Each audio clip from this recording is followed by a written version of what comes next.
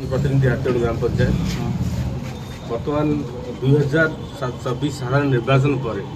सरकार परिवर्तन जितेबाला है बलसरा पंचायत समिति नहीं असुविधा बर्तमान सम्मुखीन होती जनप्रतिनिधि माने वीडियो एवं जनप्रतिनिधि मान मध्य समन्वय रहुनी कौन सी उन्नतिमूलक कार्य हो पारुनी पंचायत समिति गोटे प्रकार आज मसाला ठप होगी अच्छे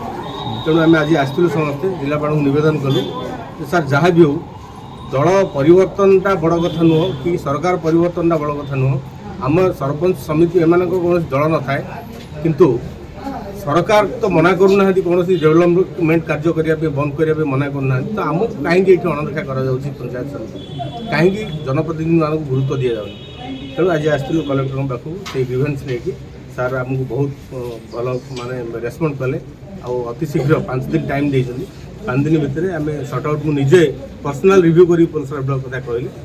खुशी लगे वीडियो को प्रकार व्यवहार करछन आपण जनप्रतिनिधि मानक प्रति से टोटल ग्रहण करूना अरे सर हाँ केवल दलगत चिंता नहीं मत लगुच भावुँ जे जो जनप्रतिनिधि माने पुलिस समिति निर्वाचित होती से गोटे दलर बर्तमान सरकार अन्य गोटे दल आसी तेणु मुझे रेस्पॉन्ड कर भावुँ यह मन में कौन थी डायरेक्ट सहित जोगाजोग कले भल।